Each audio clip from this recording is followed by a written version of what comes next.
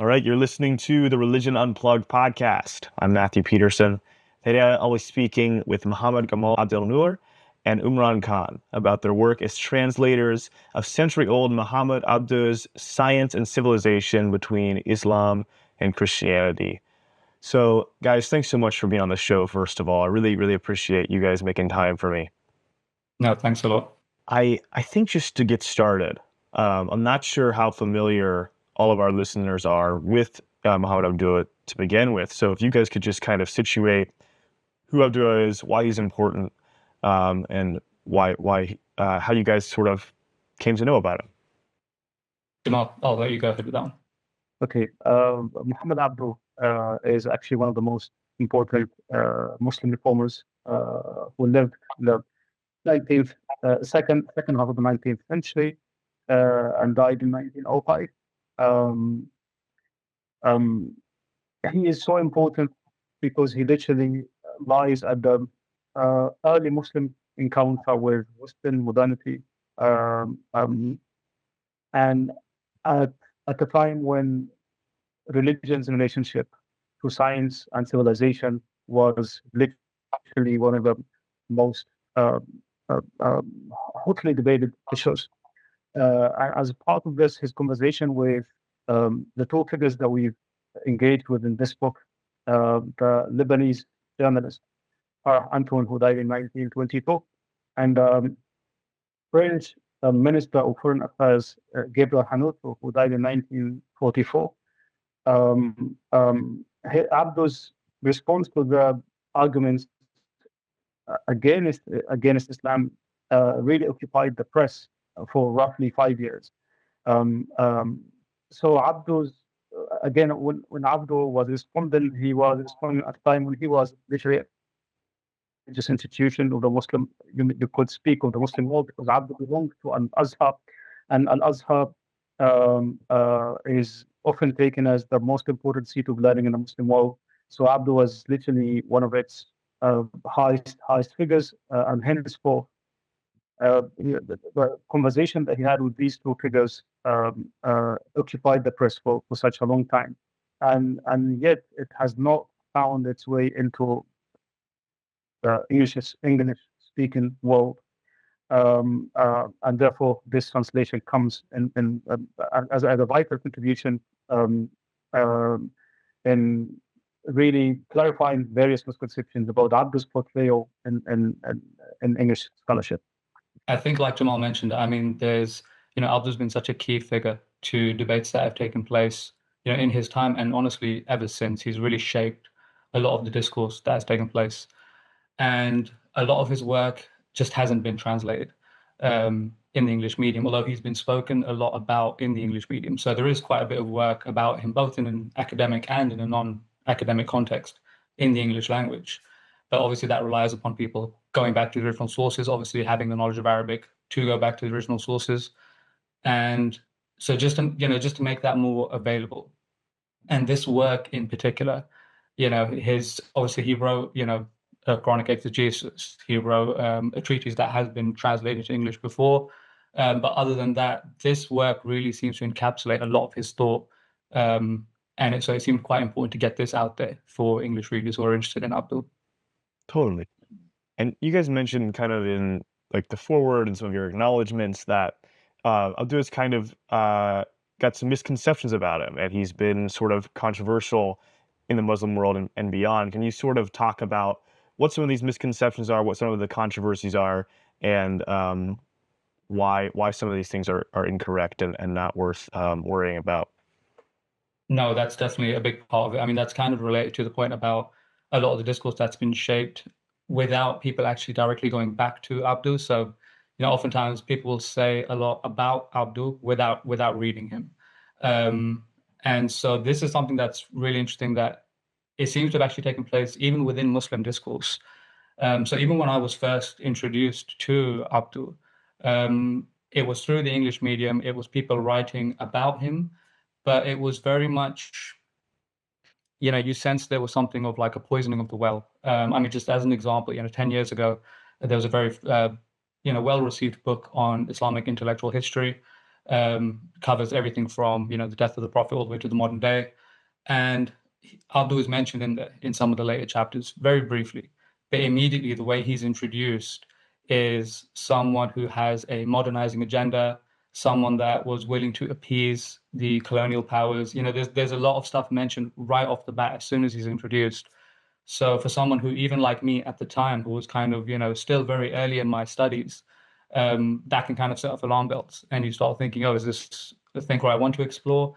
And even then, when you do start exploring him, you're reading him with that tint, that you've read certain things about him before, and especially the fact that, like I said, there isn't much out there in English. So when you are reading him directly, it's usually excerpts that have been particularly chosen, oftentimes out of context, read in light of the context, like I said, I mentioned earlier. And so just really providing the opportunity for English readers to read him directly. That was a very important part of this whole process. Cool. So my point as a complementary point to Umran's point, as to Abduh's importance, despite the fact that his ideas are often discussed, they are also often presupposed rather than being studied as such, as in people assume that he said this or said that. And therefore, we try to really get the audience to read his own text and what he had to say on such contentious issues. Yeah. Cool. Yeah, and I think one of the particular, I think controversial elements was his view on politics. You talk about how his view on politics is not as not quite as it seemed to a lot of people who hadn't read the work. Not quite as it seemed to people who just knew about it and believed a lot of the misconceptions. Can you dig into what his actual view of politics were and what the supposed and incorrect understanding of his view of politics were? Jamal, do you want to elaborate on that? Yeah, sure. In the context of this book, the French Minister of Foreign Affairs was basically saying that Islam, by definition, somehow is anti-science and anti-civilization, and this goes back to the fact that Islam unites both realms together, the political realm and the religious realm, and therefore it endorses a theocratic system that somehow censors what thinkers and scholars would have to really say on things. And Abdullah's response was trying to clarify that this is not really the case, and it's more of a projection of Europeans' history on Muslim, in the Islamic tradition. But what is really interesting about Abdullah's response is he was somehow trying to raise the conversation, as in the two figures Abdullah was engaging with, the Lebanese one and the French one, that is Farah Anton and Gabriel Hanutu, were basically looking at the realities of the Muslim world today on his own day. What Abdul was saying is, it was saying basically this is not really the best approach to discuss and unpack such an issue. And if we are really to understand what Islam has to say and what Christianity has to say, we should actually study those traditions and those religions at the essence, rather than looking only at the historical manifestations. And in doing so, Abdul was, somehow saying history does not free neither Christianity nor Islam from that sense of hostility towards science or civilization, if you wish, and that the two traditions have had peak moments in terms of embracing science and endorsing civilization and supporting civilization, and moments when it was not the case. And therefore, in this context, we should better look at the essence of the two traditions rather than reducing the whole conversation to the historical manifestations and the realities of the day. Yeah. No, I think that makes a lot of sense. And one thing that really stuck out from the book, and I'm interested in because I think it's such a important way of how interfaith conversation needs to happen, and something that I see a lot of people excited. I'm excited to say I see a lot of people, I think, supporting, is this idea that, you know, Anton did a very inadvisable thing to do when he evaluated society by looking at the best Christians and the worst Muslims, basically, I think is the way you guys put it.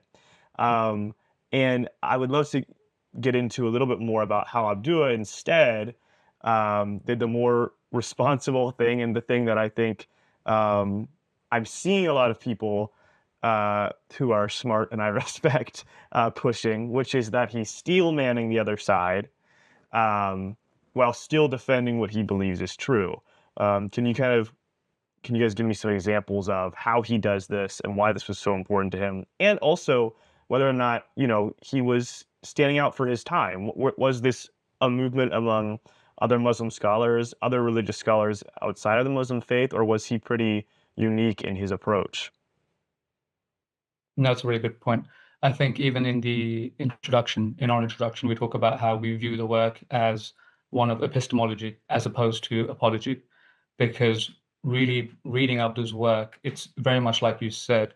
There is that steel manning, like you said, but it's not even so much a steel manning. It's really trying to look at both traditions, as Jamal mentioned, in their essence, rather than just taking a few examples and seeing those examples as being pragmatic of the entire tradition, or paradigmic of the entire tradition. And so with Abdul, it's interesting because, like you mentioned, with Anton, even Hanato, some of the criticisms that they put against Muslims. If you read Abdul's responses, there's actually many points where he would actually agree with them. His argument is very much about what the essence of Islam is, as opposed to what is maybe done by certain groups of Muslims. And so certain groups of Muslims may actually, that they may actually be open to some of the, some of the criticisms that are levied by the other two authors. But his argument is one about looking at Islam as a tradition. And he extends that to Christianity as well, which, like you said, is kind of sometimes missing in these interfaith discussions. So, for example, I think it's in the responses to Anton, about halfway through in the English translation, where Abdul starts talking about stagnation in the Muslim world, and how that's affected legal scholarship, how it's affected so many things in terms of, the Islamic sciences, as well as, philosophical inquiry, scientific research. And he very much criticizes that, that stagnation. And on those things, he'd probably be in agreement, like I said, with some of the people who were putting those accusations against certain Muslims at the time. That's where you can kind of also see where you can see why the door opened up to him getting that internal criticism by Muslims, because it's a very sensitive time as well with colonialism and all those things that were taking place. So you can kind of see why, if he's agreeing that, there are certain things where Muslims have allowed themselves to stagnate, you can see why that would be quite sensitive at the time. So, for example, I think Professor Andrew Hammond, in his book on this, he puts some of the responses of Mustafa Sabri, was one of the important scholars in the late, or just before the Ottoman Empire, towards the end of the Ottoman Empire. And that's kind of the thing that seems to upset them the most, is that Abdul is acknowledging that, look, these criticisms are not totally unfounded. Muslims have stagnated in many ways when it comes to approaching some of these sciences. And his main argument is that the essence of Islam does not call for this. There's no reason for this. The essence of Islam is not against philosophical inquiry. It's not against scientific research. And of course, he draws upon history to put forward that argument. Yeah, and how does that connect to the Islamic idea that everybody's, interpretation of Scripture is fallible? Nobody comes to a totally infallible interpretation of Scripture. How does, his understanding of what the essence of Islam is, not contradict the idea that you could never fully identify everything about what Islam is. Does that I feel like I might have said that confusing. I guess what I'm trying to ask is there a conflict there to identify the true essence of the religion while saying that the religion can't be fully encapsulated by human understanding of it? Help me with what I said wrong, and help me with No, understanding. I think I see what you're asking. I mean, yeah, it's. I guess I mean we see that, to be honest. Even I mean I guess that's what's so relevant about, even in today's world, about Abdu's work. So you kind of still see that tension, right, in terms of who gets to define religion. You do get kind of the academic response is usually one more of anthropology, right? It's what people of that tradition do. And Abduh is entertaining that as well when he's talking about Muslim stagnation, but he's also trying to add a different layer to the conversation. And this is, also something we mentioned in the introduction about why we read as a work of epistemology, because this is where having a bit more of a holistic understanding of Abdu's overall project, which, expands some of his other works, is really key. So, for example, something that is mentioned in the introduction about why we view it as epistemology is even his definition of what Islam is. So there's something he elaborates in his Quranic exegesis, which Jamal's actually written about in some of his other works as well. So when he talks about Islam, right, there's a particular verse in the Quran, and he's discussing it, and he clearly differentiates between what he calls, al-Islam al-Urfi, which you could understand as kind of like customary, or what is understood as Islam, and the al-Islam al-Haqiqi, which is kind of the true Islam, Islam in its essence. And he kind of makes this distinction of, there's the Islam as practiced by Muslims, and then there's the Islam in its true essence. And what's fascinating about that, and where this work really fits in, and Jamal's talked about this, like I said, in some of his other works, is when he then looks at the essence of Christianity, that true essence of Islam, you can see that it's not incompatible with the true essence of Christianity in many of its spheres. So when he talks about, for example, salvation, and this is actually, like I said, if you look at one of Jamal's other books, he's talked about this particular aspect about salvation and how Abduh extends this. He's very kind of inclusive in his approach, in that someone who embodies that true Islam, even if they adhere to another tradition, that does not preclude them from attaining salvation. So he very much kind of he's drawing that distinction between the kind of anthropological, what Muslims do, as opposed to what Islam is in its essence, which is broader than just Islamic institutions or Islam as popularly or widely understood. Hmm. Jamal can probably elaborate on that as well. I fully see eye to eye with what you said on this, Umran. I'd probably add to this the fact that the reason this work has often been seen as one of apology is because of the number of critiques that Abdul directs against the Christian tradition. But to just highlight this aspect of the book, one neglects the other aspect of it, which is again a critiques that he had against the Islamic tradition per se, and therefore um, um, it only makes sense that we get to that we really have to dig deeper at on what Abdul really meant by Islam, and hence comes in the idea that Umran just mentioned. That is, what he meant by Islam is more of an inclusive term, and therefore Christianity in and of itself would not be something that is completely alien to the Islamic tradition. It's more of a different form of submission to God, if you wish. Yeah, no, that's a helpful clarification. Thank you.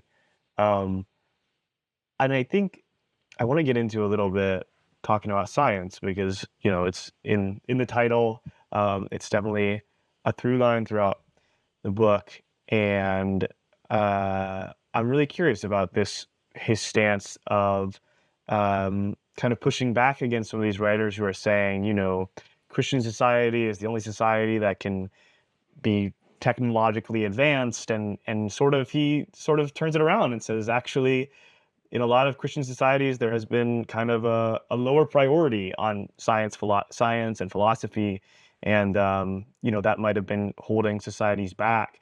Can you talk about his examples of ways that Christian societies have sort of not prioritized science, where Muslim societies maybe have done a better job of doing that? Yeah, we'll still doing it. Yeah, sure. So Abdul basically elaborated on this in his response to Anton and Hanoto, um, um, by way of saying that um, um, again, looking at today's realities of both traditions won't help us. Otherwise, if we in today's Christian world, there still exists Christian society that are not as advanced as Western Europe. And if we look at the Muslim world, which are identified as Semitic traditions, um, um, we've had again moments when Muslims had various scientists who themselves contributed to the making of Western science. And he names various scientists, like if I remember quickly, Avicenna, Averroes, um, and Averroes was actually one of the most um, uh, present scientists in the book, in the sense that Anton uses Averroes as an example of somehow the Indo-philosophical and scientific inquiry in the Muslim world, and that after him, for up to like 6 or 7 centuries, Muslims have not produced scientists as such. And again, what Abdul was saying, let's not really tackle and address the issue in this way, because it doesn't help us much. Yes, I recognize, and Umran said, I acknowledge that Muslims have had a long-standing stagnation, but let's differentiate between the historical manifestation and the historical realities and the religion at essence. If we look at Islam at essence, we find that actually it's in numerous places it invites us to look into the world or to observe, and he talks about a lot about the concept of an-nadar, that is observation, to observe the natural world and unpack its secrets. He talks about this a lot in his response to Omicron, again by way of clarifying what the essence of Islam is in this context. I think I'm also curious about the process of translating this book, because 100 years old is not nothing. It's not 1,000 years old, but it's not nothing. And languages adapt and change, and ideas adapt and change. And I'm curious what some of the challenges were, of actually getting the thing translated, and what kind of roadblocks you ran into, and how you were able to get over different humps. Yeah, no, definitely. I mean, it's one of those things where it's a blessing and it's a challenge. I mean, it's a blessing in the sense that, oftentimes, especially with works like this, when you're reading the original, without the purpose of translation, you're trying to get the gist of the argument. Once you feel like you've understood something, you don't maybe necessarily read the rest so closely. You kind of on to the next chapter or on to the next point, whatever it might be. But when translating, it really forces you to kind of make sure you've understood everything very well before you can put it into another language. So you're kind of really rereading, you know, even just over words sometimes, you know what I mean? And yeah, it was great having, obviously because with Gamal having these discussions of Abduh's other works, because oftentimes when you read a paragraph and you think, okay, well, he could actually be making two different arguments here, and both would kind of make sense. And you're not really sure which one is he trying to make here, especially because Abduh's prose is he utilizes a lot of rhetorical devices. So sometimes it can be, you really have to think quite deeply about what he's trying to say. But then you read it, cross-read it with some of his other works, his overall kind of project, and then you can kind of make, a fairly confident choice on, okay, well, he's making this argument here, and this fits in line with what he's mentioned before. And so that obviously, like I said, it has its challenges, because there is always that worry of, misrepresenting, especially with someone, like we've said, who we feel has been so misrepresented. You want to make sure you're getting his words across clearly. But I think having that holistic knowledge of Abduh's other works, that's a massive help. And obviously being able to discuss it with one another, go back and forth about certain things he's saying, and really arrive at what we feel is, an authentic or a good version of what he's trying to say, making sure it's done authentically. Yeah.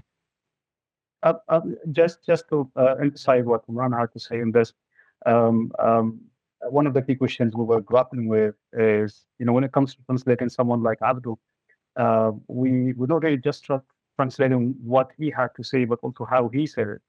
So definitely. the actual book itself had much content, but also his prose was so poetic, which somehow doubled our task in the sense that we're not going to just translate the content, but also we try to maintain the flow of the language to be as poetic, as much as we can when we come to translate this into another language. So to somehow navigate um, between the literal translation and the liberal translation, we literally began with the literal translation by way of trying to really be as faithful and as loyal as possible to what he said, but then to really read it as an English text after that, to observe the flow of the language, so that the English reader would feel that this is as if it's an English text was written uh, in its first time in English, and we hope, I mean, the translation achieved that. Yeah, no, that's well said. Um, and you guys have covered most of what I wanted to go through, but I want to end off with just this. I want to give you an opportunity, sort of, to talk about why you think people should read the book. So if you could both, give me a particular element of the text that you think would be helpful to our cultural moment right now, that you think people would really be helpful, that would really be helpful to know, as well as if you could give me an example of something perhaps that he has said that maybe hasn't stood the test of time and maybe hasn't aged as well, things to be cautious of when reading, um, just so people have a good idea of what they're buying when they buy the book. I think in terms of, one of the main benefits, especially in a modern context, like you mentioned, it's 100 years old. But like I said, like we said, he's been so key in shaping a lot of this discourse within a Muslim framework. But I think much wider than that, they're kind of, breaking things down in their essence, right? Breaking Islam down in its essence, Christianity down in its essence, and looking at those in relation to. So when we say science, for example, like just goes back to one of the points about translation. A lot of the time when you see the word science, it kind of includes the idea of philosophical inquiry at the same time. And so even just seeing that, right, the role of, religion as it is, what does it mean to believe in revelation? What does it mean to believe in prophethood? And still support scientific research, still support philosophical inquiry? Is there room for that? Do they contradict, or does one actually support the other? That's still very much a debate that continues to this day. And in that, I think Abduh has a lot to contribute to that. And that's not just, I think, limited to Muslims. I think that's, like I said, anyone who comes from really any faith tradition. And if they feel there's any kind of, contradiction between those two things, the philosophical inquiry and the religious belief, Abdul is very much speaking to that wider context, not just to Muslims in that. And I think that could be a big benefit to people. Yeah, to add what Umran already said, I find a sense of balance in Abdu's scholarship in general is particularly striking. And as I said earlier, the 20th century has witnessed a lot of polarization from both sides of the conversation. So to have a thinker who is trying to draw a balance between these two different cultures is very important. Someone who is open to new ideas that come from the West, but at the very same time um, um, rooted in his own tradition. Um, um, that sense of balance is particularly striking for me, and I think we really need it today. Um, if there is something that I would invite the readers to be cautious of, sometimes I would identify specific countries, perhaps with specific backgrounds, as being um, um, inferior in terms of civilization. Perhaps his conceptions are somehow contextually contingent, in the sense that he's looking at those backgrounds from the prism of his own day. So just to always consider that we are almost 120 years after Abdul, so the times have changed. So we still see the contribution as a very vital one that speaks to what's today, but at the very same time, there are elements that were somehow contextually contingent, if you wish. Yeah. Yeah, no, definitely agree with that. I mean, some of the categories he speaks about, especially early on in the book, which are not really something that people take too seriously from a scientific perspective now. Yeah, that's very much something that is of the time, very much of his context, and so people should approach that with a bit of caution. Totally. All right. Well, very well said. Everyone, just again, that's Umran Khan and Muhammad Jamal Abdelnour. They're the English translators of Muhammad Abduh's Science and Civilization Between Islam and Christianity, which you can find a link to in the description below. Guys, thanks so much for being on the show, making time for me. We really, really, really appreciate it. No, thanks a lot, Matthew. It was really nice to speak to you. Thank you, Matthew.